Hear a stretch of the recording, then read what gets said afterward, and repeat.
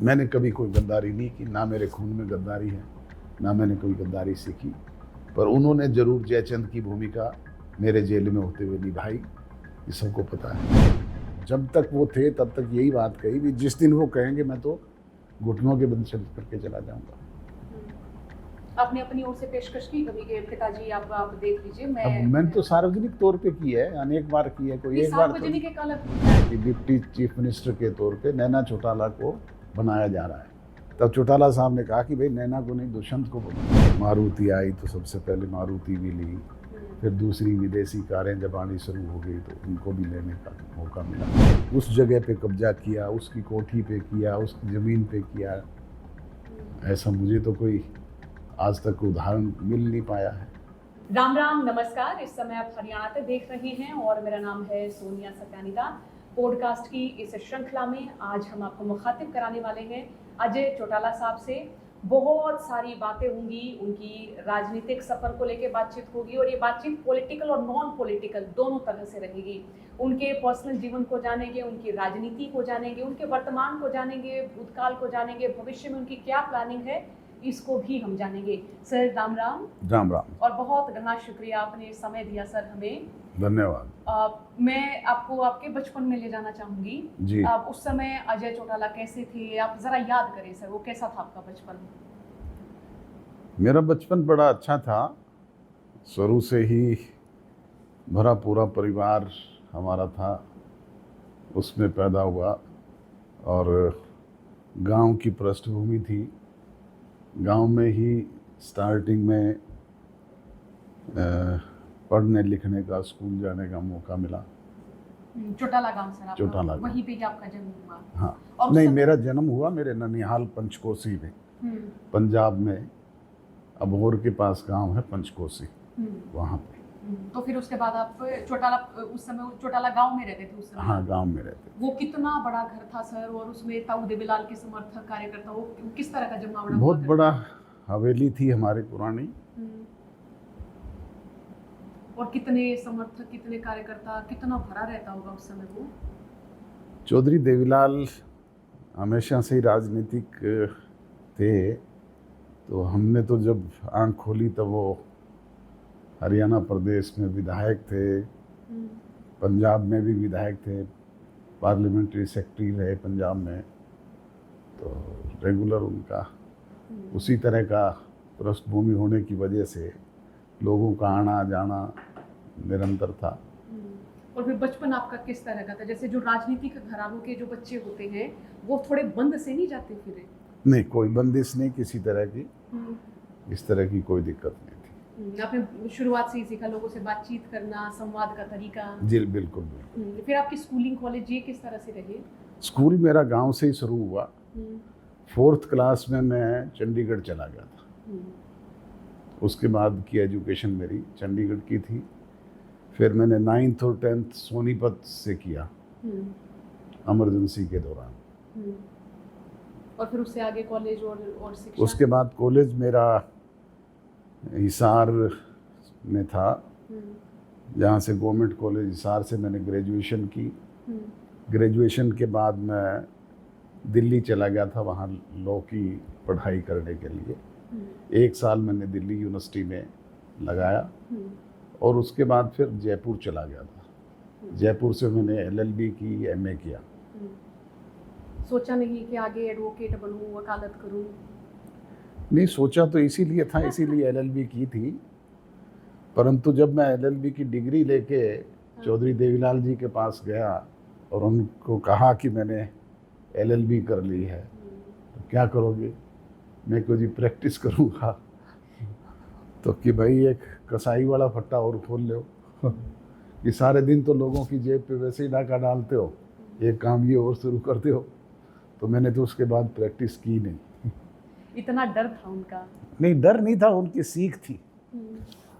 डर कोई नहीं था उनका, वो हर बात में सीख देते थे, समझाते थे।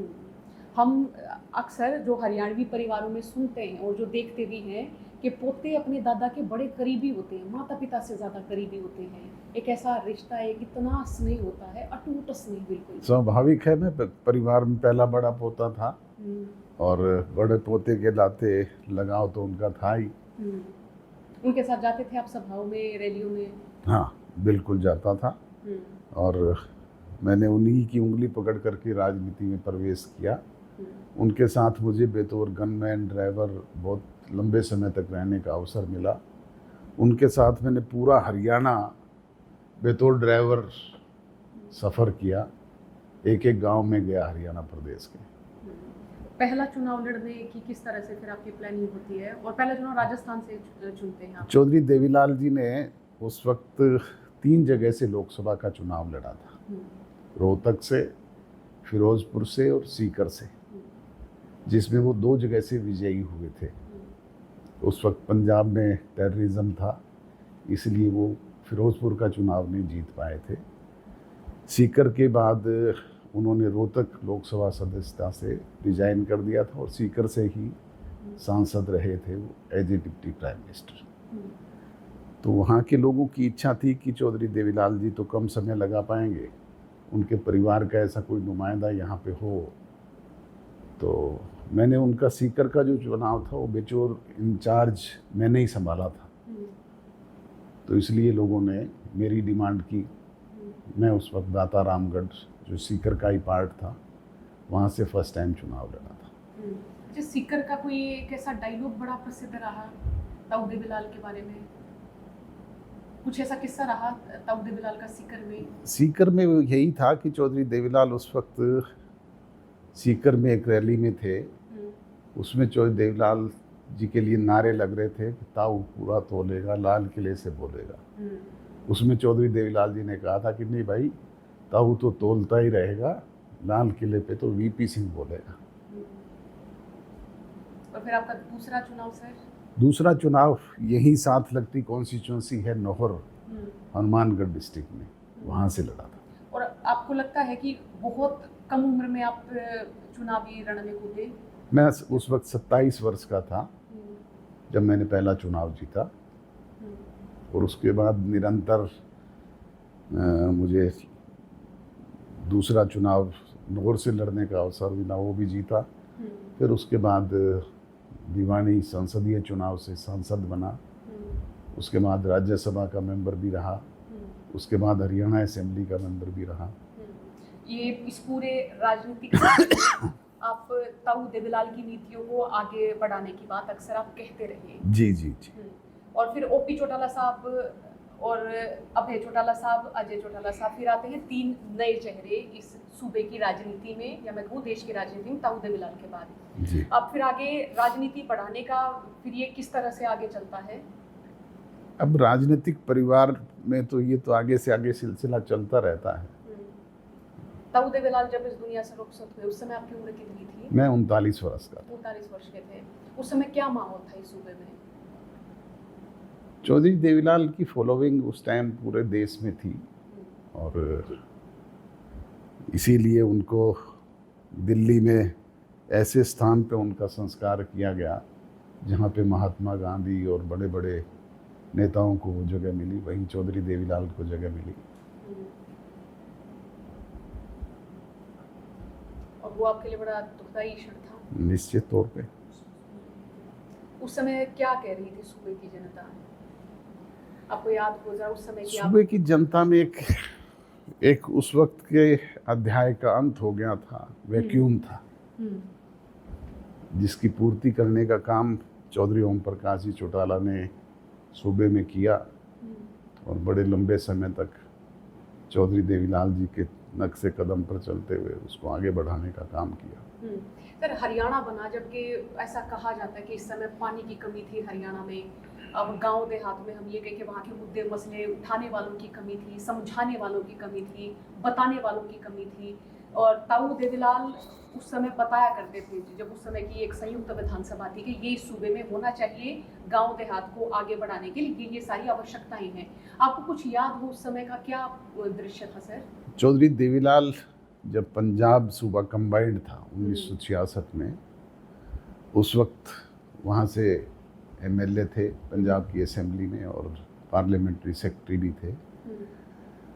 उस वक्त हरियाणा प्रदेश, जो हिंदी भाषी क्षेत्र आज जिसे हरियाणा कहते हैं, उसके साथ पंजाब में वो भेदभाव होता रहा था, चाहे वो पानी का मसला था, चाहे वो विकास का मसला था। उसी बात को लेकर के चौधरी देवीलाल ने हरियाणा अलग बनाने के लिए आंदोलन किया और उन्होंने हरियाणा बनाने में एक महत्वपूर्ण रोल अदा किया था और उन्हीं के प्रयासों से अलग हरियाणा प्रदेश बना। उस समय पानी की कमी बताई गई। बिल्कुल निश्चित तौर पर मैं कह रहा हूँ ना, पानी की भी कमी थी। अक्षेत्र इसी एरिया के साथ भेदभाव होता था क्योंकि सारी नदियाँ जो थी वो पंजाब के अक्षेत्र में ही थी। पानी का भी आज तक भी आज उस बात का खामियाजा हम भुगत रहे हैं। आज तक भी हमें SYL का वो पानी जो हमारे हिस्से का था वो नहीं मिला है। ताऊ देवीलाल जी जब उप प्रधानमंत्री थे उस दौरान होता है महम कांड, और जब महम से ताऊ देवीलाल जी चुनाव लड़ते थे तो आप चुनाव इंचार्ज रहे जी थे जी वहाँ। जी निश्चित तो तौर पे आपने जब चौधरी देवीलाल जी ने फर्स्ट टाइम चुनाव लड़ा महम से तो उस चुनाव का इंचार्ज में था। तो आप कुछ बताना चाहिए महम कांड किस तरह से हुआ, आपको क्या क्या याद है? महम कांड चौधरी देवीलाल जी के होते हुए नहीं हुआ। उस वक्त चौधरी ओम प्रकाश जी चौटाला ने बाई इलेक्शन लड़ा था। चौधरी देवीलाल तो उस टाइम पार्लियामेंट में थे और चौटाला साहब ने महम से बेतौर MLA का चुनाव लड़ा था और उसमें वो कांड हुआ था। आप कुछ बताना चाहिए क्योंकि कई तरह के तर्क दिए जाते हैं। अब उस वक्त मैं तो खुद दाता रामगढ़ से चुनाव लड़ रहा था, मैं उस चुनाव में नहीं था उस वक्त। और जब ताऊ देवीलाल ने उप प्रधानमंत्री का जब पद त्यागा तो तब क्या माहौल था सूबे में, तब क्या चर्चाएं थी, आपको कुछ याद हो जो आप बता सके? उप प्रधानमंत्री का पद उन्होंने त्यागा नहीं था, उनको उप प्रधानमंत्री के पद से विश्वनाथ प्रताप सिंह जी ने हटाया था। तो क्या क्या याद है उस समय की यादगिरी, कुछ आप साझा करना चाहिए? उस वक्त लकीली जिस दिन उनको वो पत्र भेजा उस वक्त भी मैं दिल्ली में उनके आवास पे था। 1 विलिंगडन क्रीसेंट रोड पे वो रहते थे उस वक्त as a deputy prime minister. रात को चौधरी देवीलाल 9 बजे सो जाते थे, वो सोए हुए थे। उसी वक्त एक चिट्ठी प्रधानमंत्री हाउस से आई और वो प्रधानमंत्री के निवास से जो चिट्ठी आई उसे ज़रूरी कह करके कहा गया कि ये अभी चौधरी देवीलाल जी को दे दीजिए। तो उस वक्त उनके साथ चौधरी भीम सिंह बेतौर सहायक रहा करते थे। उन्होंने कहा कि वो तो अब सो गए, सुबह दे देंगे, कि नहीं अभी ये ज़रूरी है उनको अभी इसी वक्त पढ़ाना। तो उन्होंने चौधरी देवीलाल जी को नींद में उठा करके कहा कि प्रधानमंत्री के यहाँ से कोई चिट्ठी आई है और कहा है कि अर्जेंट है, अभी इसी वक्त पढ़ाना है। तो उन्होंने वो चिट्ठी देख करके पढ़ के कहा कि कोई बात नहीं, मुझे ये रिजाई उड़ा दे, तू जा। उन्होंने वो चिट्ठी देख के सो गए अपना आराम से वापस। उनकी सेहत पे कोई असर नहीं था, पर अगले दिन उन्होंने विश्वनाथ प्रताप सिंह को कहा टेलीफोन करके कि भाई तूने मेरी झोंपड़ी को उजाड़ा है, मैं तेरा महल नहीं रहने दूंगा। और आपको याद होगा कि 9 दिन में ही विश्वनाथ प्रताप सिंह को प्रधानमंत्री पद से हटा दिया था। ताऊ देवीलाल बिल्कुल ऐसे देहाती किस्म के इस तरह वाले व्यक्ति थे। वो अपनी तरह के मनमोजी थे कि भाई दुख हो गया तो झेल लेंगे, हाँ, सुख हो गया तो जी लेंगे, इस टाइप वाले थे। बिल्कुल बिल्कुल। आपने उनसे क्या क्या सीखा सर? मैंने सब कुछ उन्हीं से सीखा। मैंने बताया ना कि मुझे बहुत लंबे समय तक उनके साथ रहने का अवसर मिला और मैंने उनकी एक एक आदत को अपने जीवन में अपनाने का काम किया। ताऊ देवीलाल के जाने के बाद फिर उनकी जिम्मेदारियों का निर्वहन करते हैं OP चौटाला साहब जी। आपने फिर उनसे सीखा, आप फिर उनसे जुड़े, या फिर मैं कहूँ कि राजनीतिक तौर पे फिर आपने उनकी उंगली पकड़ी? निश्चित तौर पे चौटाला साहब से भी बहुत कुछ सीखने का अवसर मिला। उनके साथ भी बड़े लंबे समय तक काम किया। वो अनुशासित थे और अपनी बात के पक्के थे। आप वॉलीबॉल के प्लेयर रहे हैं? वॉलीबॉल के प्लेयर रहे आप? मैं कबड्डी का, वॉलीबॉल का प्लेयर रहा। अब मैं चौटाला परिवार के कई सदस्यों से मिली और सारों का स्पोर्ट्स से बड़ा ताल्लुक रहा है। निश्चित तौर पे ग्रामीण पृष्ठभूमि में ये इसी तरह के खेल उस वक्त थे और उनसे हम जुड़े रहे। अरे एक आरोप भी लगता है कि जब भिवानी के आप सांसद हुआ करते थे उस समय माइनिंग बड़ी ज़ोर शोर से हुई।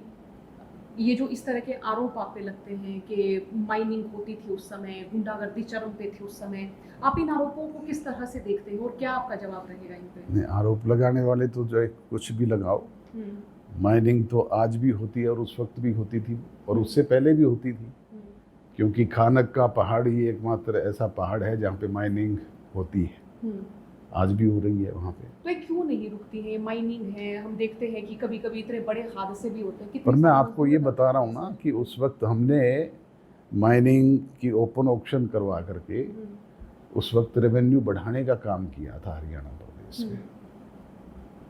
उससे फिर किसी तरह का असर हुआ, मतलब सूबे की अर्थव्यवस्था पे या जनता के तो काम निश्चित तौर पे रेवेन्यू ज़्यादा बढ़ता है तो वो विकास के काम ही आता है। तो उस समय आपको जब लोग बोलते थे कि माइनिंग हो रही है, आजू बाजू के लोग क्या परेशान होते थे उस समय? नहीं, माइनिंग तो पता होता रहा हूँ, आज भी हो रही है, माइनिंग कभी रुकी नहीं है।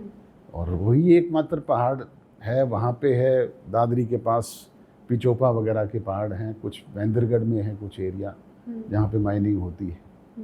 एक माल्टा के बाग के ठेके वाली कुछ किस्सा, कोई ऐसी कहानी आपकी बड़ी प्रचलित है या बड़ी प्रसिद्ध हुई है, ज़रा बताना चाहिए, क्या था सर वो पूरा वाकया? मैं मैट्रिक करके घर पे जब आया, छुट्टियां थी रिजल्ट आने तक और आगे कॉलेज में एडमिशन लेने तक और कोई काम नहीं था, तो चौधरी देवीलाल जी ने मुझसे पूछा भी क्या करोगे। मैंने कहा हमको जी रिजल्ट आने का इंतज़ार है, जब तक कॉलेज नहीं जाऊंगा तब तक खाली हूँ। तो खाली रह के क्या करोगे, हमारे यहाँ पे ये ठेकेदार बाग ठेके पे लेते हैं, तो तुम भी बाग बेचने का काम करो, तुम्हें पता है लेबर यही की है, सारा कुछ सिस्टम है। मैंने कहा जी ठीक। तो उस वक्त जो बाग ठेके पे देते थे, ओपन ऑक्शन करके देते थे, उन्होंने ठेकेदार बुलाए, जितनी ऑक्शन उन्होंने लगाई, मुझे कहा कि उससे 10,000 रुपये में तेरे को सस्ता देता हूँ, तू बेच। तो मैंने लेबर, क्योंकि जो लोकली थी, वो मैनेज करके उस वक्त बाग का ठेका लिया और दिल्ली आज़ादपुर मंडी में सारा माल बेच करके सवे में आया, ट्रक के साथ जाता था, बेच के आता था। जब सारा बाग टूट चुका, बिक चुका, तो मैंने वो पेमेंट ला के चौधरी देवीलाल जी को दे दी। उन्होंने कहा भाई ये 10,000 तो तेरे हैं ही हैं, और 10,000 मैं अपनी तरफ से और देता हूँ। तो उन्होंने मुझे 20,000 रुपया दिया।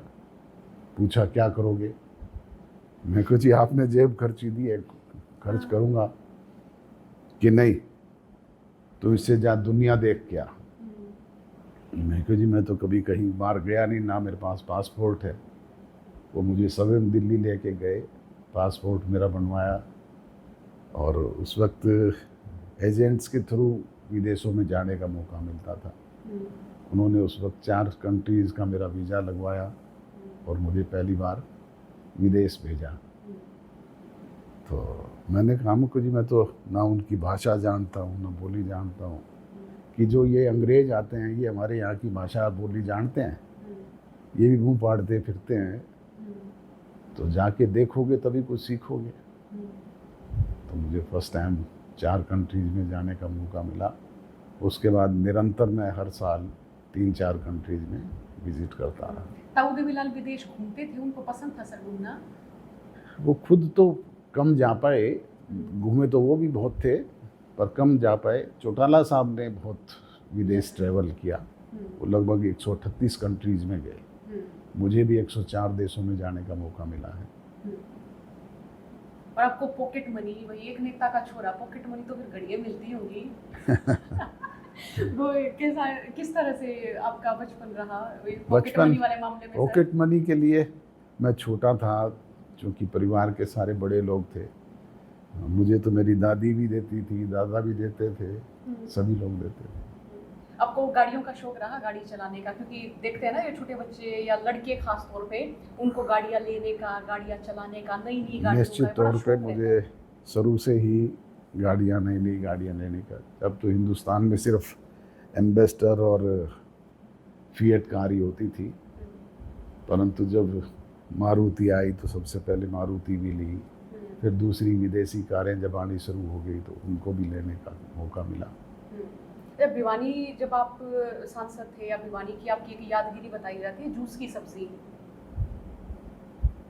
भिवानी में एक सब्जी जो फेमस है वहाँ की, पनीर की सब्जी बनाते हैं, वो संतरे के, माल्टे के, इसके मौसमी के जूस में बनाते हैं। अच्छा, और इसको नाम दे दिया गया क्या, जूस की सब्जी? आपको बड़ी पसंद रही है? हाँ हाँ, अब भी जब भी मौका मिलता है जाते हैं, वो खाते हैं। जब तेजा खेड़ा में दाऊद दलाल के साथ आपका बचपन बड़ा शानदार रहा, कोई ऐसी यादगिरी आप साझा करना चाहिए जो आपको बार बार मन में बार बार आपको एक कसक सी पैदा करते कि वो समय एक बार दोबारा आ जाए, दोबारा आ जाए एक बार ऐसा? जो पल बीत गए वो तो दोबारा कैसे आ सकते हैं, परंतु उनके साथ बिताया हुआ एक एक पल याद तो आता ही है। कोई ऐसा किस्सा जो आप साझा करना चाहेंगे, आपको कभी इस तरह की डांट मिली हो जिससे आपको ये सीखने को मिला कि ये काम दोबारा नहीं करना? जब मैं गांव में रहता था, छोटा बच्चा था, तो हमारे एक ड्राइवर होते थे काशीराम, तो मैं उनको बाहर गेट पे खड़ा होकर आवाज़ लगा रहा था। पहले तो 2-3 बार आवाज़ लगाई, काशीराम काशीराम काशीराम, वो बोले नहीं, तो फिर मैंने उनको दूसरी तरीके से आवाज़ लगाई, ओ काशिया। तो चौधरी देवीलाल जी ने मुझे आकर के मेरे अखबार में सिर मारा, अखबार सिर में मारा, और कहा कि तेरे को बोलने की समझ नहीं, बड़ों को कैसे बोलते हैं। तो इसका मुझे आज भी याद है।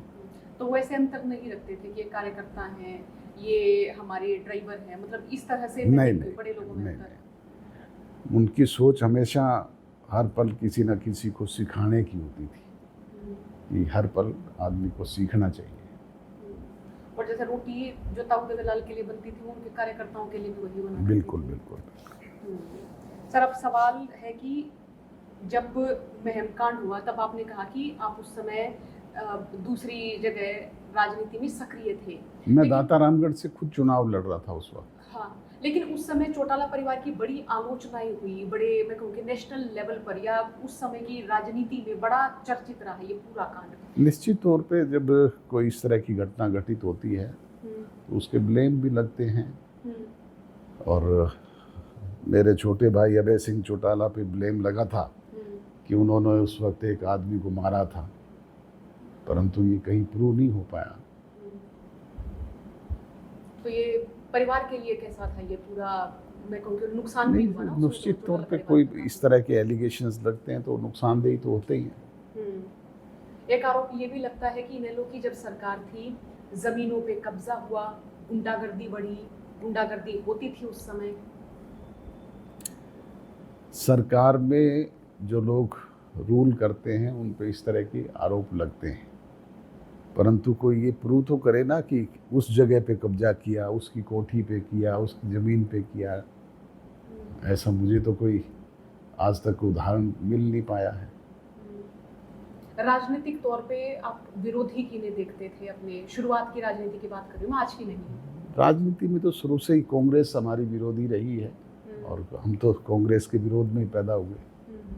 एक हिसार का किस्सा आप कई बार आपने जिक्र किया है, हिसार के किस्से का। आप हिसार की किसी मार्केट से गुजर रहे होते हैं, कुछ मार पिटाई वाला रहता है कि चौधरी बंसीलाल जी के वर्कर्स कुछ ऐसा करते हैं? हिसार में तो इस तरह की कोई घटना नहीं घटी थी कि चौधरी बंसीलाल के वर्कर ऐसे पिटाई करने वाले थे, कुछ इस तरह का कोई किस्सा रहा हो? नहीं, ऐसा कोई मेरी नोटिस में तो नहीं। ऐसा नहीं था। हिसार में आपने चुनाव लड़ा उस लोकसभा सीट से? मैंने उससे बाद में चुनाव लड़ा, हिसार लोकसभा से कुलदीप बिश्नोई के अगेंस्ट उपचुनाव था, जिसमें चौधरी भजन लाल की डेथ हो गई थी, और वो उपचुनाव हुआ था। उसमें मैं और कुलदीप बिश्नोई चुनाव लड़े थे। मैं 9,000 वोटों से वो चुनाव लूज कर गया था। अच्छा, एक आरोप ये भी लगता है कि चौटाला परिवार ने कितनी जगह से अपनी राजनीति जमाने की कोशिश की। वो रोहतक में चुनाव लड़ रहे हैं, भिवानी में, हिसार में, राजस्थान में, कि हर जगह अपना एक छत्र राज चाहता रहा ये परिवार। नहीं, एक छत्र नहीं, हमने अपने गृह क्षेत्र से बाहर जाकर के ही चुनाव लड़े। मैंने कहा कि मेरे फर्स्ट टाइम सीकर से लड़ा, दूसरी बार नोहर से लड़ा, फिर भिवानी से लड़ा। बहुत सारे राजनीतिक परिवार हैं जो अपने क्षेत्र तक ही सीमित हैं। हमने तो दूसरे प्रदेशों में जाकर के भी चुनाव लड़े। ताऊ देवीलाल जी भूपेंद्र हुड्डा से हारे थे, और भूपेंद्र हुड्डा, मैं कहूँ कि उस समय उनका पहला चुनाव था, बड़े युवा रहे वो उस समय। आपको याद है उस समय की कोई बात, कोई इस तरह के कारण कि क्यों हारे ताऊ देवीलाल चुनाव? और आम जनमानस उस क्षेत्र का ये बताता है कि देहात में भी ताऊ देवीलाल का उस समय बड़ा विरोध था। प्रजातंत्र में हार जीत तो होती रहती है, ये फैसला तो जनता जनार्दन करती है। चौधरी भूपेंद्र सिंह हुड्डा और उनके फादर उससे पहले अनेक बार कलोई क्षेत्र से चुनाव लड़ते रहे, वहाँ से हमारे ही वर्कर उनको चुनाव हराते भी रहे, जमानत जब्त तक करवाते रहे। चौधरी हरिचंद हुड्डा चुनाव लड़ रहे थे, उसके बाद दूसरे हुड्डा जो चुनाव लड़े थे वो भी हमारे ही वहाँ से विधायक थे। तो उसके बाद चौधरी देवीलाल भी वहाँ से लोकसभा का चुनाव लड़े, भूपेंद्र हुड्डा के सामने हारे भी थे। और आप मानते हैं कि इस बात का एज भूपेंद्र हुड्डा को बहुत ज़्यादा मिला? निश्चित तौर पे इतने बड़े नेता को कोई हराएगा तो उस बात का फायदा तो उनको मिलेगा। आप कभी मिले चौधरी बंसीलाल से, चौधरी भजनलाल से? सबसे बहुत मिलना हुआ। राजनीति में कोई ये सीमाएं तो थी नहीं कि कोई किसी से ना मिले। तो बताया जाता है कि ताऊ देवीलाल और चौधरी बंसीलाल दोनों के बीच में एक राजनीतिक तौर पे बड़ी तगड़ी प्रतिद्वंद्विता रहा करती थी। बड़े नज़दीकी भी थे। चौधरी बंसीलाल को तो राजनीति में लेकर के आने वाले चौधरी देवीलाल थे। फर्स्ट टाइम जब उनको राज्यसभा का मेंबर हरियाणा में बनने का मौका मिला, तब उस वक्त किसी जाट को यहाँ पे टिकट नहीं देना चाहते थे, क्योंकि जाट के नाम के साथ सिंह लगता था। इसलिए पहली बार चौधरी बंसीलाल को बंसीलाल कह करके भैया, ताकि नॉन जाट लगे, चौधरी देवीलाल ने प्रपोज किया था और उनको चुनाव लड़ाया था। अच्छा, जाट गिर जाट वाला जो एक समीकरण है वो उस समय से चलता आ रहा है? ये तो राजनीति में शुरू से ही प्रथा रही है। लेकिन ऐसा क्यों रहा कि जो सूबा खेती बाड़ी में संघर्ष कर रहा है, पानी के मसले पर संघर्ष कर रहा है, जो ठीक से बसा नहीं, जो अपनी रोजी रोटी के लिए संघर्ष कर रहा है, जब हरियाणा शुरुआत में बना तो ये तब से ये जात पात वाला ये क्यों शुरू हुआ सर? या ये फिर आवश्यकता बन गई थी? आवश्यकता नहीं है, तो शुरू से ही प्रथा रही है। जात पात कोई राजनीति में शुरू नहीं हुई, तो उससे पहले भी थी, देश के बंटवारे के समय भी थी। और आरोप ये लगता है चौधरी भजनलाल पे कि उन्होंने जाट और गैर जाट वाली राजनीति शुरू की। निश्चित तौर पे उन्होंने इस चीज़ का लाभ उठाया और जाट के खिलाफ 35 कम्युनिटीज़ को इकट्ठा करने की बात कही। तो ये शुरुआत से था। जो दूसरी कम्युनिटीज़ थी उनके भीतर क्या चलता था? जब ऐसा जिक्र होता था कि कोई जाट नेता है, कोई जाट सीएम है, तो क्या चलता था? अब ये तो मैंने कहा ना कि ये कोई नई चीज़ नहीं थी, ये तो देश की आज़ादी से पहले से ही चला आ रहा है और निरंतर चलता रहा है, आज भी चल रहा है। परंतु चौधरी देवीलाल जी ने कभी जात पात की राजनीति नहीं की। उन्होंने तो हमेशा दबे कुचले पिछड़े समाज के लोगों को आगे करने का काम किया। उन्होंने अनेक हरियाणा प्रदेश में ऐसे विधायक बनाए जो नॉन जाट थे और जिनकी कोई पहचान नहीं थी, जिसमें बाजीगर थे और बैकवर्ड क्लासेस में कुम्हार थे, खाती थे। ऐसे ऐसे लोगों को राजनीति में लेके आए। कश्यप थे जिनको चुनाव लड़वाया और एमएलए बनाया, हरियाणा प्रदेश के असेंबली में भिजवाया। दलित समाज की चौपाल भी ताऊ देवीलाल ने बनवानी निश्चित तौर पे पहली बार हरियाणा प्रदेश में गांव-गांव में हरिजन चौपाल का निर्माण भी उन्होंने करवाया। हरिजन और बैकवर्ड क्लासेस की नंबरदारी भी उन्होंने दी और बुढ़ापा पेंशन की शुरुआत भी उन्होंने की। प्रदेश में कर्ज माफ़ी भी वही लेकर के आए। साल 2013 में आपको और ओपी चौटाला साहब को सजा सुनाई जाती है। बिहार में आप रहते हैं इतने वर्ष तक, उस समय की क्या यादगिरी है आपकी? सुनने में ये भी आया कि उस समय जैसे होता है ना नेताओं को वीआईपी ट्रीटमेंट मिलता है, वैसा नहीं था आप लोगों के साथ? नहीं, जेल में कोई ऐसी वीआईपी कैटेगरी तो हमारे से पहले कभी होती होगी। हम तो जब जेल गए तब तो वहाँ पे कोई ऐसी वीआईपी वाली प्रथा नहीं थी। हाँ, अलग से एक वार्ड तो था जिसमें बाकी जगह बैरक थी, जिनमें 10-10, 15-15, 20-20, 40-40 लोग इकट्ठे रहते थे, और हमें सेल मिले हुए थे जिनमें एक एक कोठड़ी में एक एक रहते थे। और वहाँ क्या रहता था, जो दिनचर्या है वो किस तरह से रहती थी? दिनचर्या तो वहाँ की है कि सुबह 6 बजे सभी कैदियों को खोला जाता है और रात को 6 बजे सबको अंदर लॉक कर दिया जाता है। उसी दौरान सुबह 6 बजे लॉक खोलते हैं तो उसके बाद चाय सर्व कर दी जाती है, फिर थोड़ी देर के बाद ब्रेकफास्ट देते हैं, फिर लंच आता है। ये सिलसिला दिन भर की जो प्रथा है वो वही है। आप उस समय जाते थे बाहर निकलना के समय से पहले बाहर चले जाएं, कुछ राजनीति का काम करें, या यहाँ पे बहुत परेशान हो रहे हैं? परेशानी तो जेल में सारी परेशानियां ही होती है, वो 4 दीवारी के अंदर कोई परंतु वो तो जितना समय था वो काटना ही पड़ा। ओपी चौटाला साहब से बात होती थी उस दौरान? बिल्कुल, मेरे साथ वाली सेल में थे, हम इकट्ठे ही रहते थे। बहुत बुजुर्ग अवस्था में थे उस समय वो? बहुत बुजुर्ग अवस्था में तो नहीं कह सकते, पर वो बुजुर्ग तो थे ही। कार्तिकेय शर्मा ने कोई मदद की थी या उनके? कार्तिकेय शर्मा नहीं थे हमारे साथ, मन्नू शर्मा, कार्तिकेय के बड़े भाई मन्नू, हाँ जी। वो भी हमारे साथ ही, मेरे साथ वाली सेल में वो रहते थे, हम साथ साथ रहते थे। बड़ी सेवा की उस समय उन्होंने ओपी चौटाला? निश्चित तौर पे वो हमारे से पहले चूँकि जेल में थे, उनको लंबा अनुभव था, उस बात का लाभ हमें भी मिला और उन्होंने हमारी वहाँ पे रहते हुए बहुत मदद की। दिग्विजय चौटाला, दुष्यंत चौटाला उस समय आपसे मिलने आते थे? जी।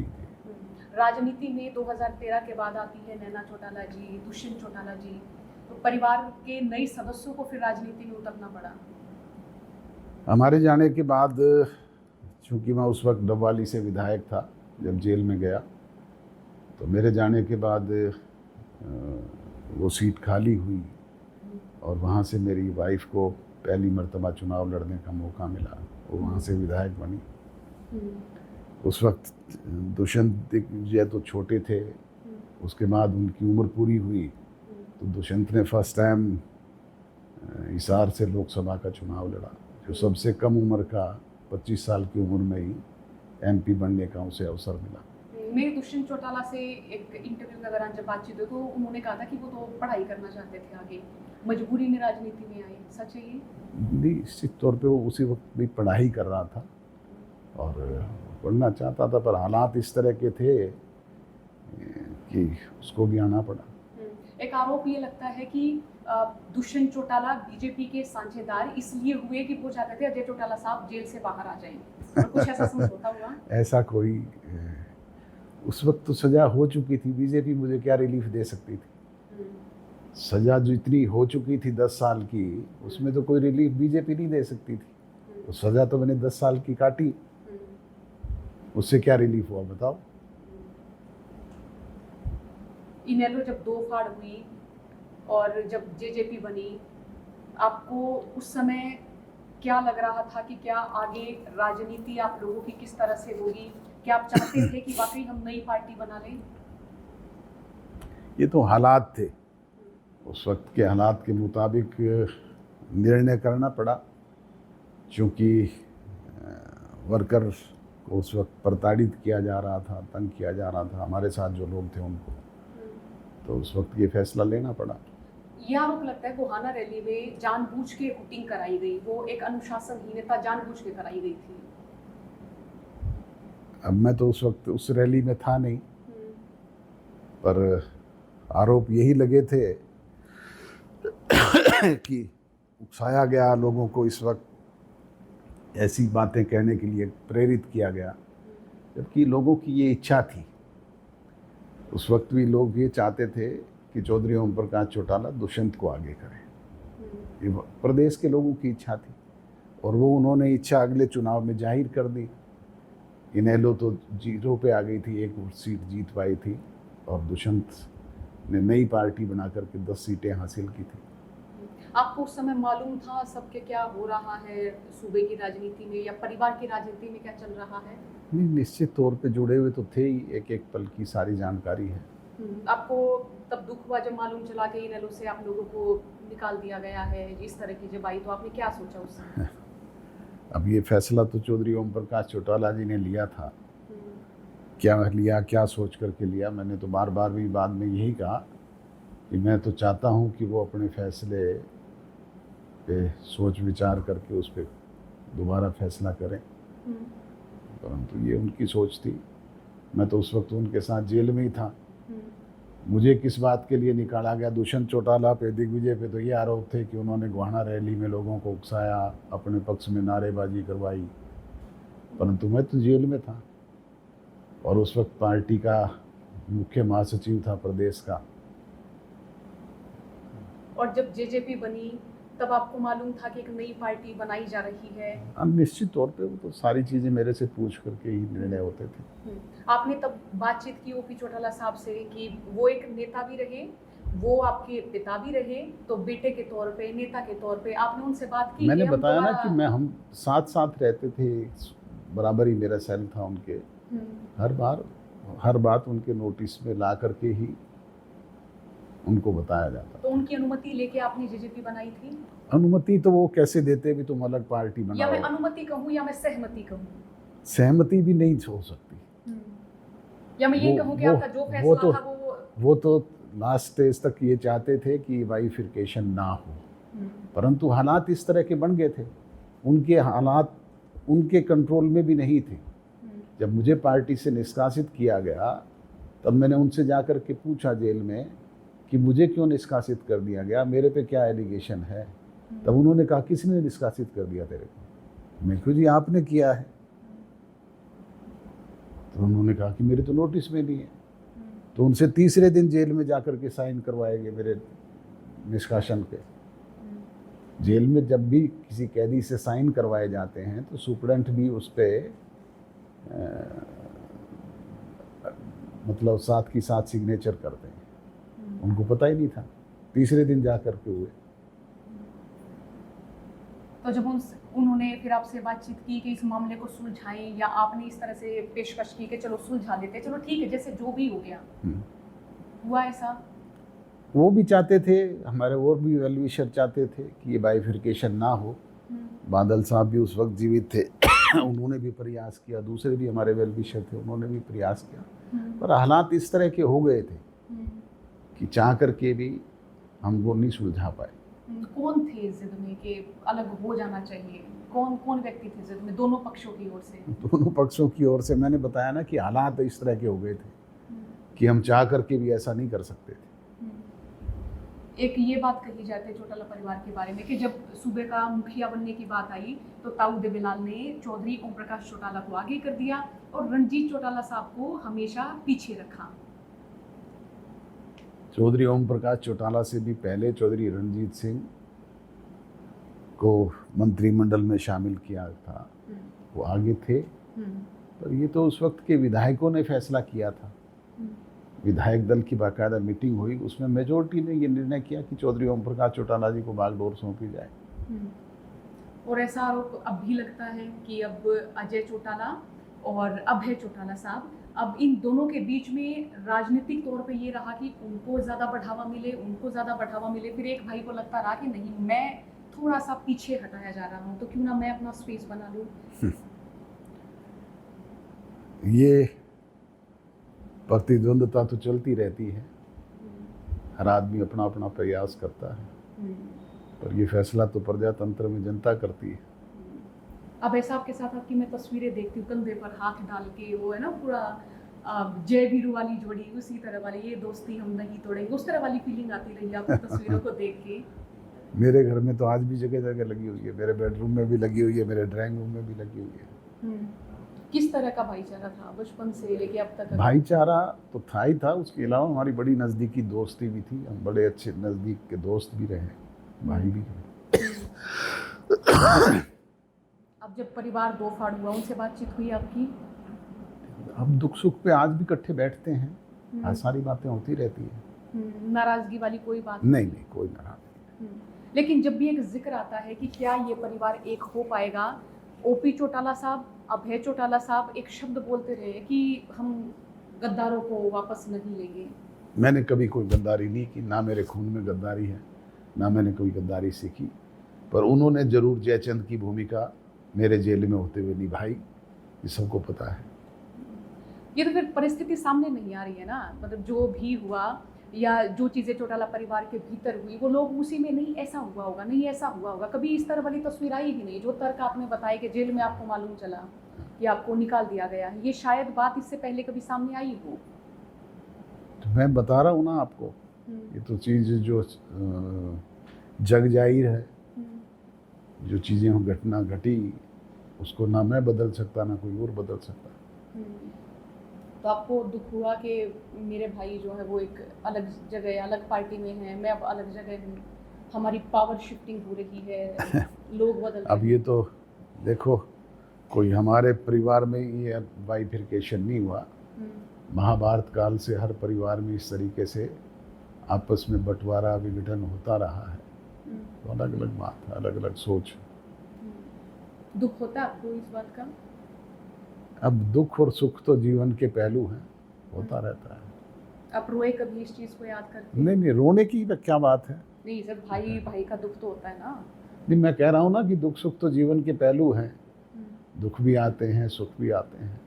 हमने बहुत सारे सुख के क्षण भी इकट्ठे बैठ करके बिताए हैं और दुख के भी बिताए हैं। कोई ऐसी यादगिरी आप साझा करना चाहें अभय चौटाला साहब की और आपकी, वो कभी आए हों, गले लगे हों, आप इस तरह वाली कोई बातचीत हुई हो? मैंने कहा ना कि हम तो अब भी मिलते हैं, गले लगते हैं, क्या दिक्कत है? आती है सर मीडिया में इस तरह वाली तस्वीरें, या कभी ऐसा प्रतीत नहीं होता है? नहीं, इसके बाद भी अनेक सामाजिक सब फंक्शनों में हम मिलते हैं, तो मैं तो आज भी गले मिलता हूँ। अनेक तस्वीरें छपी भी है, वीडियो वायरल भी हुए हैं। पीछे हम दिल्ली में एक शादी में थे, उसमें भी मैं तो जाके उनके पास बैठ के गले मिला। अब ओपी चौटाला साहब जब हमको देश दुनिया को जब छोड़ के गए, उस दौरान की जो तस्वीरें थी उनमें जो एक तरह से परिवार की जिम्मेदारी या एक तरह से होता है ना कि उस प्रोग्राम को, तमाम कार्यक्रमों को संभालते हुए वही नजर आ रहे थे, अभय चौटाला साहब ही नजर आ रहे थे। वो तो हमने इकट्ठे बैठ करके सारी चीज़ की, कोई अलग अलग तो वहाँ पे थे नहीं। अब उसको किस तरीके से प्रदर्शित किया गया है वो उनका काम था। नहीं, वो तो जनता भी देख रही थी ना, वो लोगों के जहन में एक संदेश जा रहा था कि भाई सारा काम काज तो अभय चौटाला साहब कर रहे हैं, अजय साहब तो हमें बैठे दिख रहे हैं, लोगों से एक वार्ता चर्चा है, कोई आ गया तो उनसे संवाद करते नजर आ रहे हैं। मैंने कहा कि ये तो उनका काम था, उनके निवास स्थान पे था, और ये तो उन्होंने बड़पन दिखाना था। मेरी बात नहीं है, चौधरी रणजीत सिंह जो चौधरी ओम प्रकाश चौटाला के भाई थे, तो मेरे को नहीं तो उनको तो अवसर देते, उनको भी नहीं दिया उन्होंने तो वो अवसर। आप जब उनकी रस्म पगड़ी का प्रोग्राम था, उस पर भी वो खुद स्टेज पे बोले, दूसरे लोगों को बुलाया। चौधरी रणजीत सिंह वहाँ मौजूद थे, चलो मुझे तो ना बुलाते पर उनको तो बुलाना चाहिए था, उनको भी नहीं बुलाया गया। ये तो उनकी सोच है। ये नाराजगी इतनी ज्यादा बढ़ गई है, दरार इतनी ज्यादा हो गई है कि दोनों अब ये बात तो वही बता सकते हैं। मैंने तो जो बात थी वो एक्सप्लेन किया आपके सामने। आपकी ओर से जो प्रेम भाई के लिए था वो है आज भी है और ताजीवन रहेगा। और आप चाहते हैं कि दोनों परिवार एक हों? अब ऐसी पॉसिबिलिटी नहीं है। ये चौधरी ओम प्रकाश चौटाला के रहते हुए तो हो सकता था, पर उनके जाने के बाद अब ये पॉसिबिलिटी खत्म हो गई है। अब बोलते रहे अक्सर ये बात भी कि अगर बड़े चौटाला साहब चाहिए तो ऐसा हो वो सकता है। मैंने तो जब तक वो थे तब तक यही बात कही भी, जिस दिन वो कहेंगे मैं तो घुटनों के बल चल करके चला जाऊंगा। आपने अपनी ओर से पेशकश की कभी कि पिताजी आप देख लीजिए? मैंने तो सार्वजनिक तौर पे की है, अनेक बार की है, कोई एक बार। सार्वजनिक एक अलग होता है, आप खुद से जब प्रार्थना करते हैं, खुद से रिक्वेस्ट करते हैं, वो एक अलग बात है। वो बात सार्वजनिक जो करूंगा वो उन तक जाती होगी। हाँ, मैंने कहा मेरे ड्राइंग रूम में, मेरे बेडरूम में आज भी वो सारी फोटो में लगी हुई है। सारी जो पुरानी तस्वीरें थी आपने उतारी नहीं? बिल्कुल, आप देख लीजिए जा करके। तो आपको लगता है कि अभय चौटाला साहब जिद्दी रहे इस मामले में, परिवार को एक ना होना वो नहीं वो चाहिए? अपनी अपनी सोच है, किसकी सोच क्या है वो उनकी सोच है, मेरी अपनी सोच है। अच्छा, जब जेजेपी का गठबंधन हुआ बीजेपी के साथ, अब ये मध्यस्थता किसने कराई थी और क्या आपको मालूम था या आपसे पूछ के ऐसा किया गया? मध्यस्थता अनुराग ठाकुर जो हमारे पड़ोसी भी थे, मेरे साथ सांसद भी रहे, दुष्यंत के साथ भी सांसद रहे, वो हमारे घर पड़ोसी भी थे, उन्हीं की मध्यस्थता से हुआ। आपको मालूम था? हाँ बिल्कुल, आप खुश भी मुझे थे? एक एक पल की जानकारी दुष्यंत ने दे करके ही सारी चीज़ की। आप सहमत तो मैंने उस वक्त चौटाला साहब को भी बताया था, वो भी जेल में मेरे साथ थे। उनका क्या रिएक्शन था? उस वक्त एक चर्चा ये भी चली थी कि डिप्टी चीफ मिनिस्टर के तौर पे नैना चौटाला को बनाया जा रहा है। तब चौटाला साहब ने कहा कि भाई नैना को नहीं, दुष्यंत को बनाओ। अच्छा, वो खुश थे? खुश थे तभी उन्होंने कहा पलट करके। लेकिन ये गुस्सा नहीं था कि बीजेपी तो राज में आनी नहीं चाहिए, जमुना पार वाले नारे लगे थे, अब ऐसे कैसे वो बीजेपी सरकार में आ गए? और बीजेपी के साथ हमारा कोई नया रिश्ता नहीं। चौधरी देवीलाल जी के समय से समय समय पे हम बीजेपी के सहयोगी रहे। कभी बीजेपी छोटी पार्टी के तौर पे हमारी सहयोगी रही, कभी वो बड़ी पार्टी के तौर पे हम उनके साथ छोटे दल के तौर पे शामिल रहे। चौधरी ओम प्रकाश चौटाला भी, चौधरी देवीलाल भी, हमने भी बीजेपी के साथ ही रहे। कांग्रेस के साथ तो कभी जा ही नहीं सकते। क्यों विरोध है आपका कांग्रेस से? मैंने तो कहा ना कि हम तो कांग्रेस के विरोध में पैदा हुए। क्यों, क्या कारण है ऐसा? कारण तो कांग्रेस ने जो चौधरी देवीलाल के साथ भेदभाव किए उसी की वजह से रहा। इसी वजह से उन्होंने कांग्रेस छोड़ी थी। और अब जो तीसरी बार सूबे में बीजेपी की सरकार बनी है, इसमें आप सबसे बड़ा कारण क्या मानते हैं? प्रजातंत्र में फैसला तो जनता जनार्दन करती है, परंतु इसके पीछे आज हरियाणा प्रदेश का जन जन ये कहता है। चुनाव से पहले ये चर्चा थी कि कांग्रेस 60 सीटें लेकर के कम से कम प्रदेश में सरकार बनाएगी, परंतु कांग्रेस के जो लीडर थे उस वक्त के, भूपेंद्र सिंह जी हुड्डा, उन्होंने अपनी ही पार्टी की पीठ में छुरा घोंपने का काम किया। जो आज मैं नहीं कहता, उनके अपने जो उनके कट्टर समर्थक थे, आज वही लोग कहते हैं कि बाप बेटे ने बट्ठा बिठा दिया। तो मान रहे हैं कि ये अच्छा हुआ बीजेपी की सरकार बनी, कांग्रेस की सरकार बनती तो आपको लगता है कि कुछ ऐसा अब ये विकास के काम रुकते या कुछ इस तरह वाली कुछ ऐसी और भी? मैंने कहा ना कि चुनाव से पहले हालात कुछ और थे। चुनाव जब खुद ही कांग्रेस पार्टी के लोग ही हरवाने का काम कर रहे थे तो उसका परिणाम सामने है। लेकिन ऐसा क्यों होता है कि कांग्रेस में गुटबाजी की खबरें आती हैं और हुड्डा पे आरोप आता है, हमेशा हुड्डा पे आरोप आता है? गुटबाजी आज नहीं, ये सदा से है और निरंतर वो गुटबाजी एज इट इज चली आ रही है। अब तक भी कौन सी खत्म हुई है? 11 साल हो गए प्रदेश में, आज तक कांग्रेस जो दिल्ली के सबसे नज़दीक प्रदेश है हरियाणा, वहाँ पे अपना संगठन नहीं बना पाई। 3-3 प्रदेश अध्यक्ष बदल गए, 5-5, 6-6 प्रभारी बदल गए। हर महीने हम अखबारों में न्यूज़ पढ़ते हैं, टेलीविज़न पे देखते हैं, आज संगठन बन रहा है, आज संगठन बन रहा है। अब पिछले दिनों राहुल गांधी स्वयं चंडीगढ़ आए, उन्होंने मीटिंग ली, उन्होंने पर्यवेक्षक नियुक्त किए हैं, अब तक वो भी फैसला नहीं कर पाए, क्या करेंगे? नहीं, मीटिंग्स तो चल रही है उनकी सारी जिलों में। मीटिंग्स तो चल रही है, मीटिंग्स तो मैंने बताया ना कि 11 साल से हम ये मीटिंगें ही देख रहे हैं।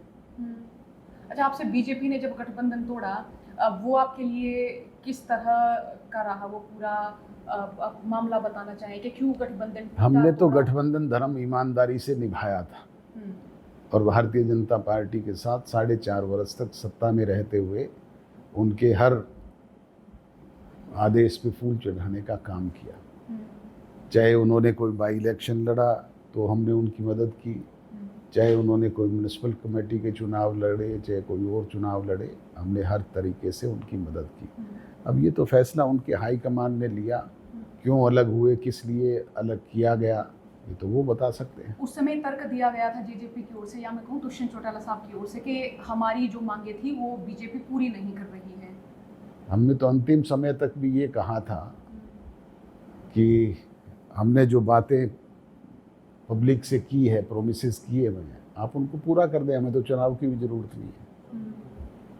लेकिन ऐसा क्या रहा कि बीजेपी को क्या राजनीतिक तौर पे ये लगा कि चलिए जी गठबंधन तोड़ देते हैं, ये हमारे फायदे में रहेगा, अगर साथ साथ जाएंगे तो सीट शेयरिंग भी अब मांगेंगे। ये तो बीजेपी बता सकती है, मैं थोड़ा ही बता सकता हूँ। नहीं, आप तक कोई तो बात हुई होगी ना, आपने भी तो बात की होगी बीजेपी के दिग्गजों मैंने तो से। बताया ना कि हमने तो अंतिम समय तक यही प्रयास किया और गठबंधन धर्म निभाया। कभी कोई इस तरह की बात नहीं की जिससे गठबंधन टूटे या वो अलग हो। ये तो उन्होंने तोड़ा, उन्होंने अपना फैसला लिया, अपने चीफ मिनिस्टर को भी हटाया, दुष्यंत को भी हटाया, नया मंत्रिमंडल बना दिया। ये अचानक हुआ, एकदम हुआ अचानक। तो आप लोगों को धक्का नहीं लगा कि ऐसे क्या कर दिया? जनता को भी तो जवाब देना है ना। का क्या लगना है, राजनीति में ये तो चलता रहता है। हमने तो जीवन में अपने एक उतार चढ़ाव देखे हैं पहले भी। यहाँ के लोकल युवाओं को प्राइवेट नौकरियों में आरक्षण और बुढ़ापा पेंशन 5100 रुपये करना, ये दोनों जो आपके मैनिफेस्टो में लिखी हुई जो दो मुख्य बातें थी जिनका बार बार आम जनमानस भी हरियाणा का जिक्र करता रहा है, दोनों में पूरी कोई सी नहीं हुई। पूरी क्यों नहीं हुई? हमने तो बाकायदा हरियाणा प्रदेश की विधानसभा में कानून बनवा करके 75% का कानून वहाँ पे हरियाणा प्रदेश की विधानसभा में विधिवत रूप से बनवा के लागू करने का काम किया था। अब उसके खिलाफ कोर्ट में लोग चले गए, वो मामला आज भी सुप्रीम कोर्ट में लंबित है। और जब कभी भी निर्णय आएगा तो निश्चित तौर पे उसका लाभ हरियाणा प्रदेश के युवाओं को मिलेगा ना। मेरे घर में तो कोई नौकरी करने वाला है नहीं, ना मेरे घर के किसी सदस्य ने नौकरी करनी, युवा ने। हम तो चाहते हैं कि हरियाणा प्रदेश के नौजवानों को प्राइवेट सेक्टर में भी 75% आरक्षण का लाभ मिले। हरियाणा प्रदेश के लोगों को मिलेगा, यहाँ के युवाओं को मिलेगा। लेकिन सर इस पर तर्क ये भी दिया जा सकता है ना, वो तो 5 साल बाद आएगा, 10 साल बाद आएगा, 15 साल बाद आएगा। अब कब आए ये तो आज तक SYL का फैसला भी पेंडिंग है, वो तो कोर्ट ने निर्णय करना है।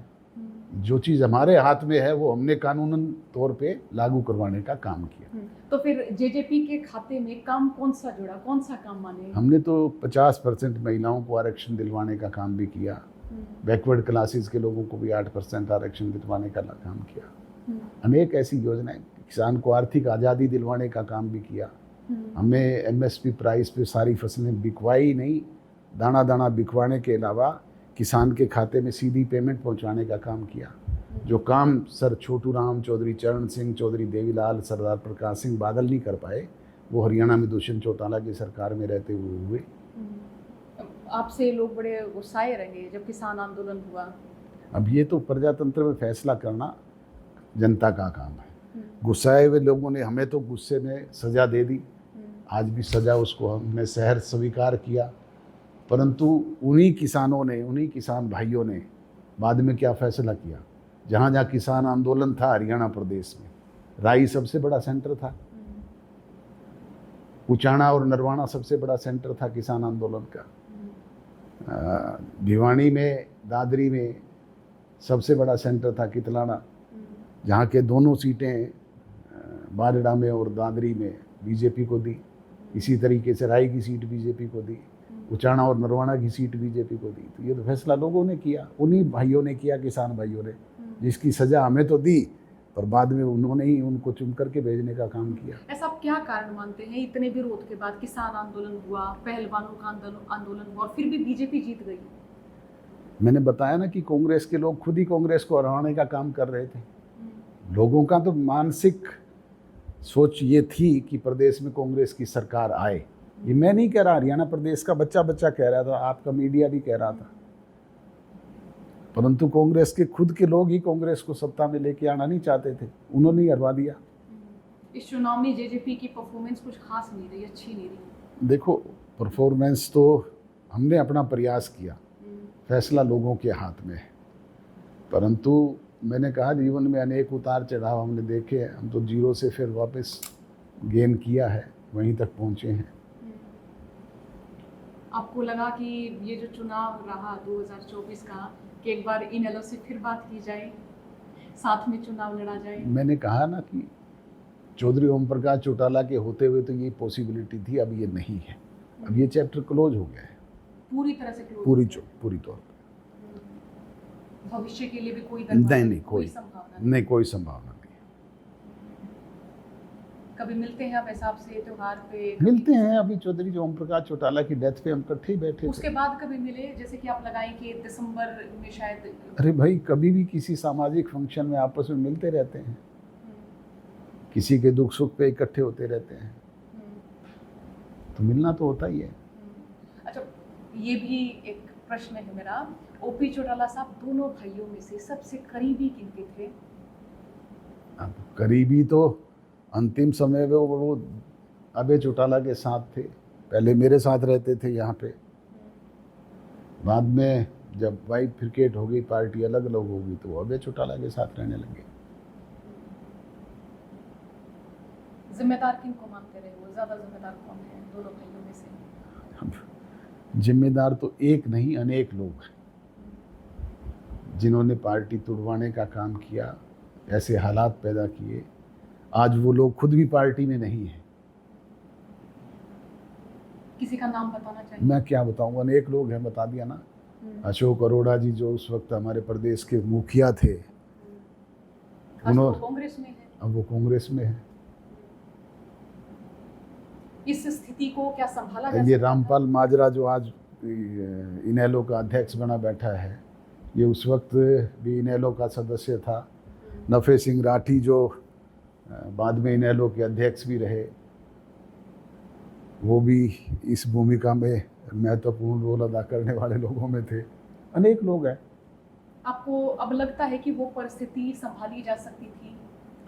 संभालने का काम तो मुखिया करते हैं। ये चौधरी ओम प्रकाश चौटाला जी की जिम्मेवारी थी, वो सर्वे सर्वा थे। वो मेरा कान पकड़ करके भी खींच के कहते कि ये गलती है, अबे चौटाला का भी कान पकड़ के खींच के कहते कि ये तेरी गलती है। वो ठीक करना उनका काम था।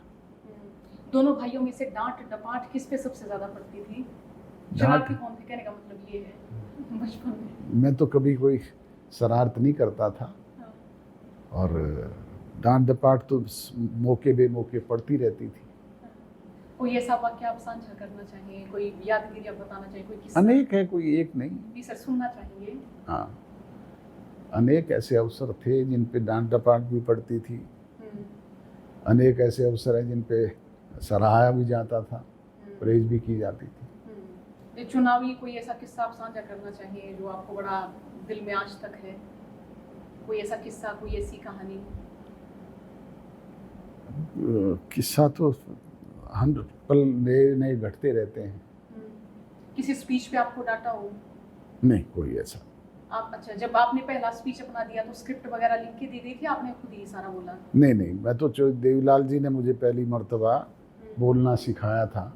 मैं तो कभी पहले स्पीच, कभी कॉलेज में जब स्टूडेंट लीडर थे वहाँ तो कभी दीवार पे खड़े होके बोल लेते होंगे, और उसके बाद राजनीतिक तौर पे बोलने का अवसर मुझे पहली मर्तबा 1982 के चौधरी देवीलाल के चुनाव में ही मिला। उनका चुनाव का इंचार्ज था मैं, और उसी चुनाव में पहले गांव में जाकर के बोलने का अवसर मिला। और फिर ओपी चौटाला साहब के चुनाव भी संभाले आपने? हाँ, बिल्कुल। उस समय के लोग बाग, जब जो आपकी इनेलो की जो सरदारी है वो संभाली ओपी चौटाला साहब ने, तो लोग बाग की क्या प्रतिक्रिया आती थी उस समय? नहीं, किस तरह की प्रतिक्रिया इस तरह से कि चौटाला साहब थोड़ा ज़्यादा डांट देते हैं, चौटाला साहब से बात करते वक्त थोड़ा ऐसा लगता है कि वो गुस्सा हो जाएंगे। नहीं, स्वभाव अपना अपना है, वो अलग अलग है। मेरा स्वभाव अलग है, चौधरी ओम प्रकाश चौटाला जी का अलग था, अभय सिंह का अलग है। अब डांट डपाट भी मैंने कहा ना कि देव के मौके बेमौके वर्कर को भी की जाती है, लोगों को भी कर देते थे। 2029 में आपका चुनाव लड़ने का कोई प्लान? 2029 तक मेरे पे सारी पाबंदियां चुनाव की जो है वो हटा दी जाएगी, तो निश्चित तौर पे चुनाव तो लड़ेंगे। कहीं से सोचा आपने? नहीं, कहीं से क्या, हरियाणा प्रदेश में जो टफ से टफ सीट है वहाँ से ला करके लड़ूंगा। टफ से टफ क्यों चुन रहे हैं आप अभी, जब आपको लग रहा है कि जेजेपी संघर्ष कर रही है इस समय? मैंने कहा ना कि मैं तो टफ से टफ जाके ही लड़ी है। दाता रामगढ़ से जब लड़ा तो उस वक्त भी 9 बार के विधायक थे नारायण सिंह, उनका रिकॉर्ड भी मैंने ही तोड़ा। उनको पहली मर्तबा हराने का काम मैंने ही जाकर के किया। जब नौहर से चुनाव लड़ा तो कांग्रेस में भीम सिंह जो सर्वोच्च नेता थे कांग्रेस के, उनको भी मैंने जाकर के हराया। भिवानी में जब पहली मर्तबा चुनाव लड़ा तो बंसी लाल की तूती बोलती थी वहाँ पे, तो मुझे चौधरी देवीलाल जी ने उस चुनाव में, जब मैं तो हिसार से लड़ना चाहता था, उन्होंने भिवानी भेजा कि भाई अगर नेता बनना है तो व्यवस्था से टकराओ। और उसी वक्त मैं अपना निर्णय चेंज करके भिवानी चला गया, उनके सामने चुनाव जीता।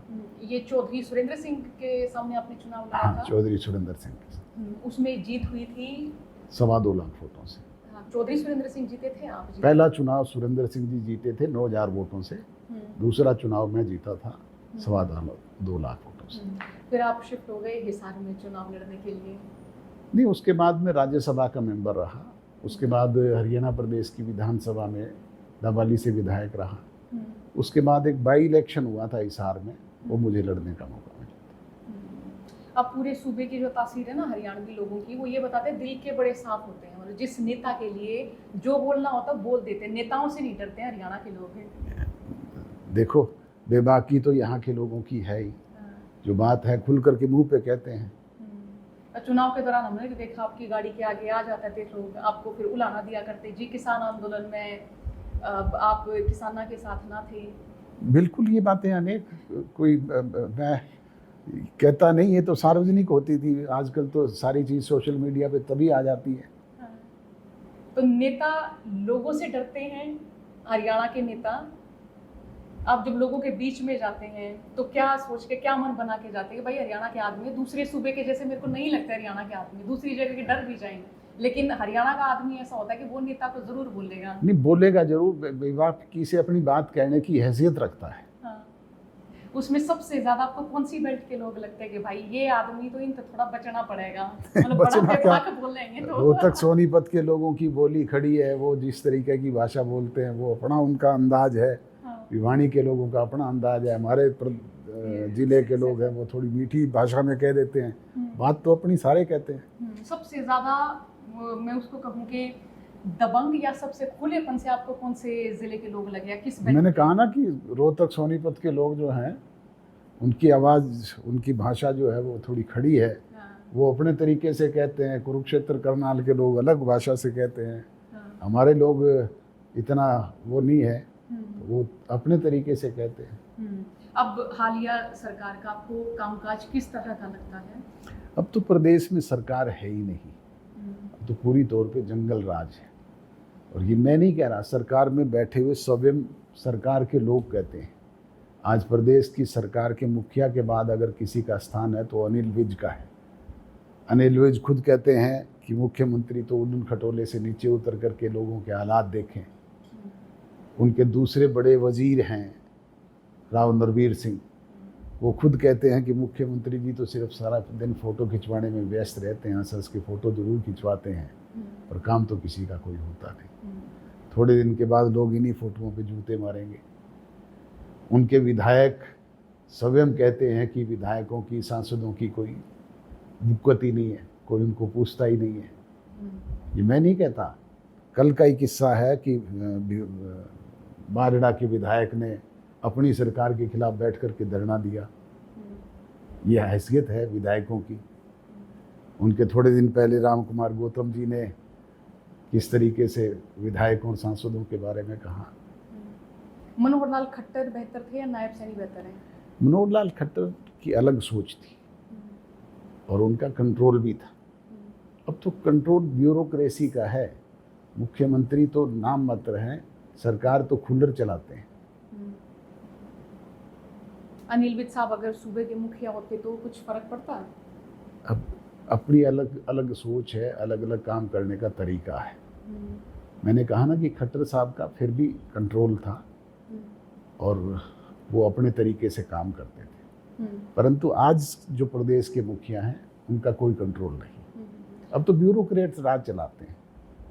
आपके हिसाब से कौन होना चाहिए था आपकी बार सूबे का मुखिया? अब ये तो भारतीय जनता पार्टी के विधायक दल ने तय करना है, हम थोड़ा ही नहीं, फिर तय भी करें। मतलब आपको लगे कि बीजेपी के भीतर ये व्यक्ति मेरे को ठीक ठाक लगते हैं या ये इनके हिस्से अब आने चाहिए? बीजेपी का फैसला मैं थोड़ा ही करूंगा, वो तो नहीं सर, बीजेपी एक अपनी सोच भी तो होती है ना।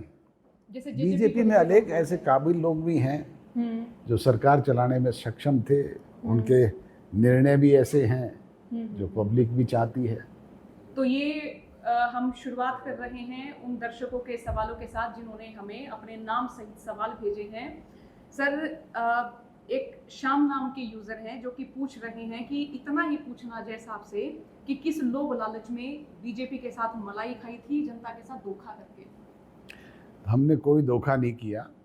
मैंने कहा कि बीजेपी के साथ समय समय पे हम पहले भी सत्ता में शामिल रहे। कभी बीजेपी हमारी छोटी पार्टी के तौर पे हरियाणा में सहयोगी थी, देश में भी सहयोगी थी।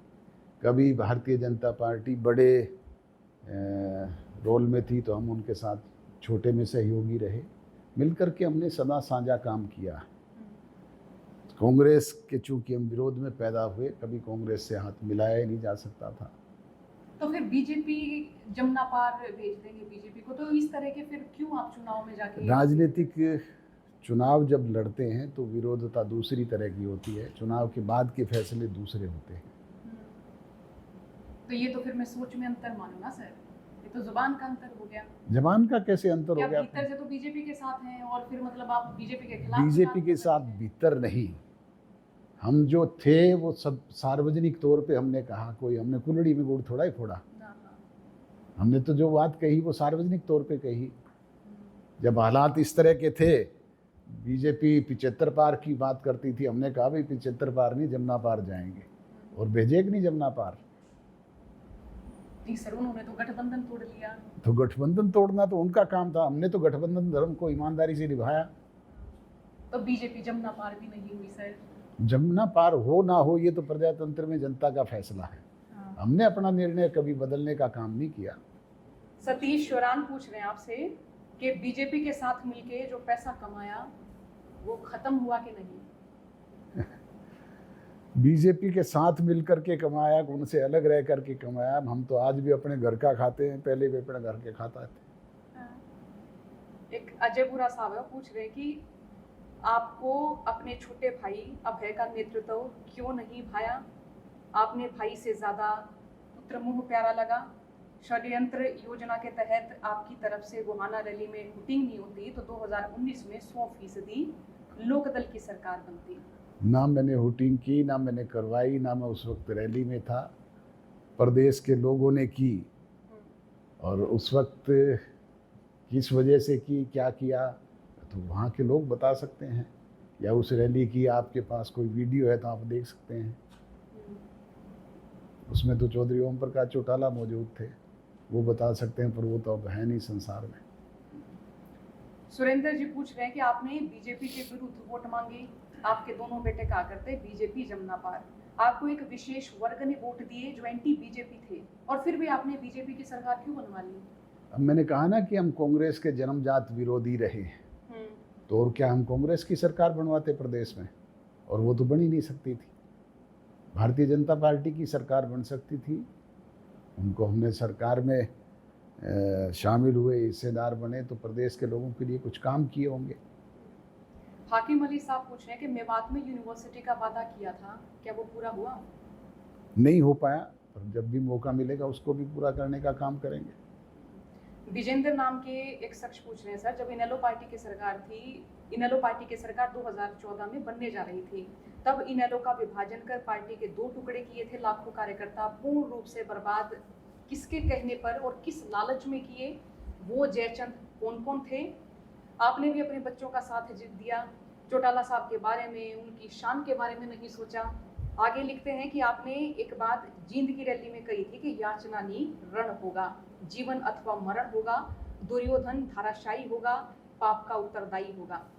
तो आगे लिखते हैं कि भाई साहब आप धाराशायी किसको कर रहे थे, और वो कौन था मुख्यमंत्री बनने वाला? Deputy CM Dushyant Chautala. फिर वो कैसे बन गए? मतलब वो सीएम बनना चाह रहे थे, लेकिन डिप्टी सीएम कैसे बन गए? तो पूरा उलाना इन्होंने लिखा है। अब डिप्टी सीएम तो जब हमारे पास मेजोरिटी नहीं थी, तो चीफ मिनिस्टर कैसे बन सकते थे?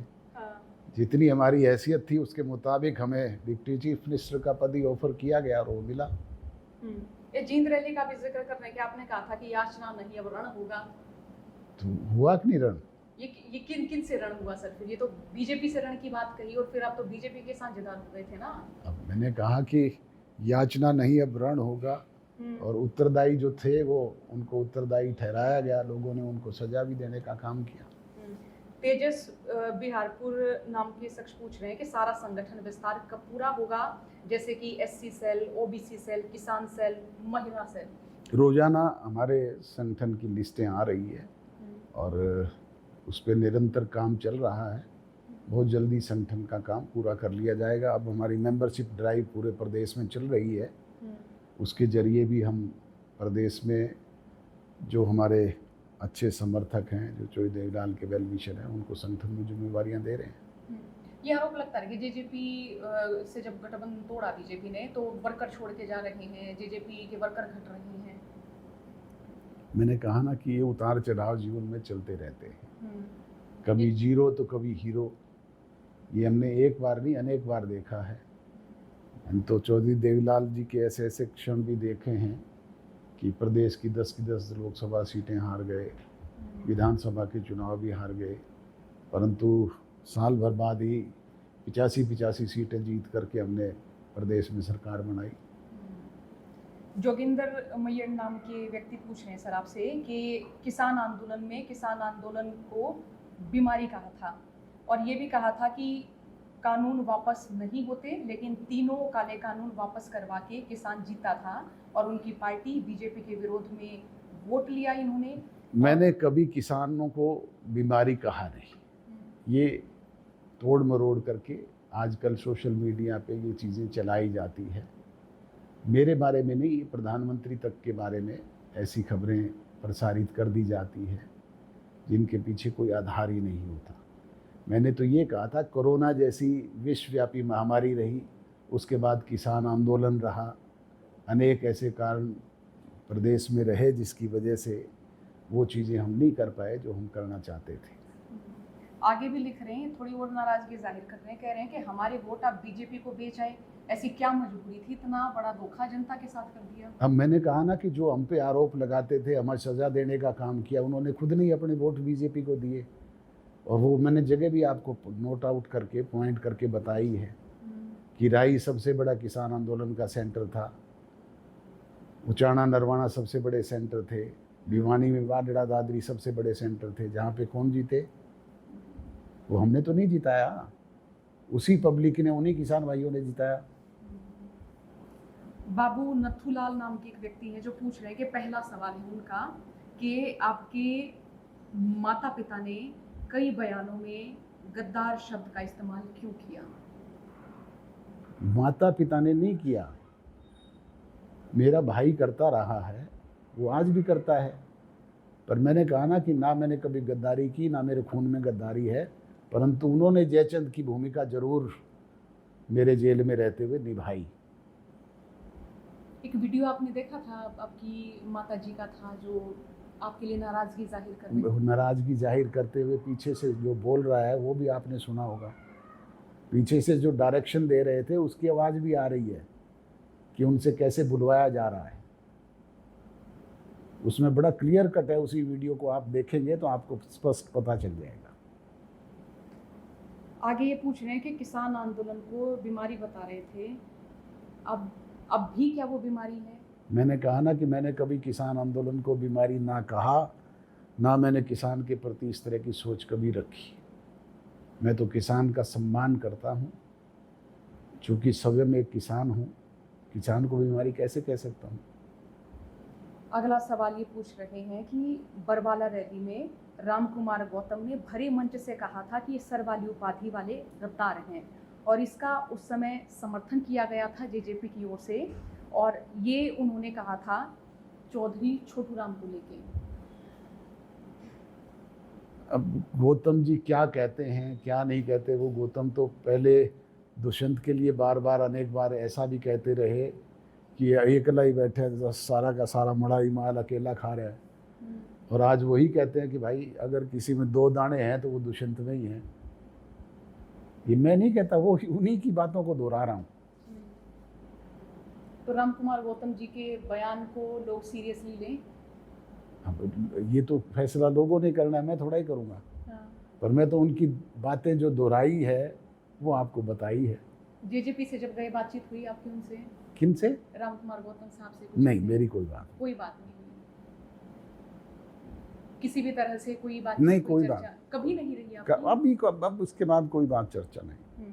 एक अमित सैनी नाम के शख्स हैं जो पूछना चाह रहे हैं कि जी आपके भरोसे तो हम दुष्यंत के पीछे लगे थे और फिर सामने आया कि वो तो आपका कहना मानता ही नहीं है।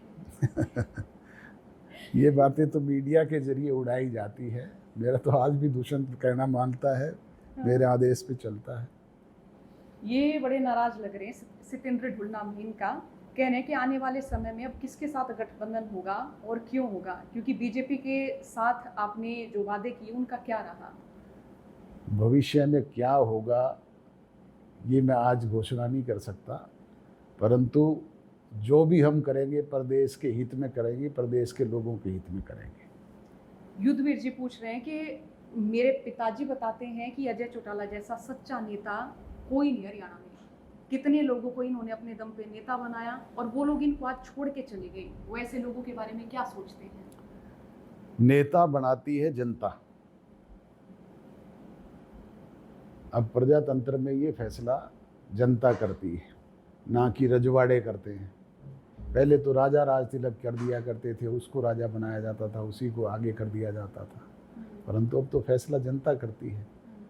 हम तो अपने बीच के चुने हुए लोगों को आगे लेकर के आते हैं, फैसला तो लोगों ने करना है। लेकिन क्या किसी फैसले को लेके दुष्यंत चौटाला और आप में कुछ रही थोड़ी बहुत असहमति? नहीं, कोई असहमति नहीं।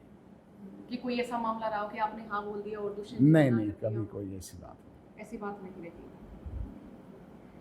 एक हेमंत सैनी सिरसा से ही हैं जो कि पूछ रहे हैं कि इन 4.5 साल में आपने क्या क्या काम किया? मैंने बताया ना कि अनेक काम किए। जो हमारे चुनाव घोषणा पत्र में था उसको हमने सरकार में रहते हुए 75% वायदों को पूरा करवाने का काम किया। चाहे वो महिला आरक्षण की बात थी, चाहे बैकवर्ड क्लासेस के आरक्षण की बात थी, चाहे 75% बेरोजगार नौजवानों को रोजगार का बात था मामला था, चाहे एमएसपी पे किसान की दाना दाना बिकवाने का बात थी, उसके खाते में सीधे पैसे पहुंचाने की बात थी। ऐसी बहुत सारी बातें हमने पूरी की। चाहे वो वृद्धावस्था पेंशन में हर साल बढ़ोतरी करवाने का मामला था। रविंद्र बिंजोन जी पूछ रहे हैं कि जब आप लोकदल में थे तो सिर्फ दुष्यंत चौटाला का प्रचार क्यों किया करते थे, पार्टी का क्यों नहीं करते थे? नहीं, मैंने तो कभी दुष्यंत चौटाला का प्रचार लोकदल में होते हुए किया ही नहीं, मैंने तो पार्टी का प्रचार किया। एक व्यक्ति है विनोद पंडित करके हैं, उन्होंने पूछा है कि एक सवाल उन किसान नेताओं से पूछना चाहिए कि जहां किसान आंदोलन चरम सीमा पर था तो वहां पे बीजेपी कैसे जीत गई? क्या आंदोलन का ड्रामा सिर्फ चौटाला परिवार को खत्म करने के लिए ही था?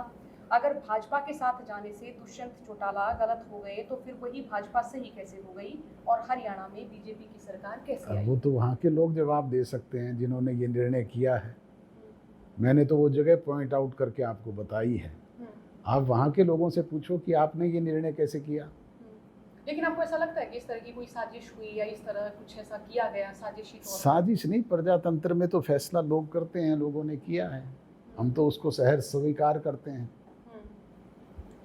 संदीप परमार पूछ रहे हैं कि जब पार्टी एक होने की बात कही जा रही थी तो भी अभय सिंह चौटाला जी ने कहा था कि बड़े चौटाला साहब से मिलकर माफी मांगनी चाहिए, मुझे कोई ऐतराज नहीं है, लेकिन जीते जी तो बड़े चौटाला साहब से माफी मांगनी तो दूर, उनका हालचाल स्वास्थ्य भी नहीं पूछा और अब चौटाला साहब की फोटो बैनर पोस्टर पर लगाकर क्या फायदा होगा? मैंने तो चौटाला साहब का सम्मान सदैव किया है, आज भी मेरे मन में सम्मान है। मैंने तो कहा ना कि फोटो तो तब मैं बार बार बदलूं या अलग करूं। हमने तो जींद की रैली में भी ये बात स्पष्ट तौर पे कही थी कि आज चौधरी ओम प्रकाश चौटाला इनेलो के मुखिया हैं, उसके नाते हम उनका फ़ोटो, उनका नाम इस्तेमाल नहीं कर सकते, परंतु हमारे मन में जो सम्मान है वो तो सदैव रहेगा और उनके जाने के बाद आज भी वो सम्मान हमने बाकायदा पूरे प्रदेश में उनका किया है। जब परिवार बट जाता है ना सर, तो विरासत को लेके बड़े सवाल हो जाते हैं कि हमारे उन दादाजी का नाम आपने क्यों लिया, वो 2 धड़ों में बट जाती है। और अब जब ओपी चौटाला साहब का चित्र लगाया गया जेजेपी के पोस्टर में, अब बात इस तरह की सामने आई, तो अभय चौटाला बड़ा तीखा और तल्खी से प्रतिक्रिया देते हैं कि मेरे पैर में जूता है, फिर आप भी बोलते हैं कि जूता तो मेरे पैर में भी है। मैंने कहा ना कि उससे बड़ा है, परंतु उस तरह की भाषा मैं तो कभी नहीं बोल सकता जो वो बोलते हैं। ये तो उन्हीं से पूछें आप। और फिर कहाँ गया वो जूता, क्या हुआ उसका? हमने तो सारी जगह चौटाला साहब के फोटो लगाए हैं, सारे ऑफिसों में लगाए हैं, आज भी हमारे बैनर होल्डिंग्स पे लगते हैं।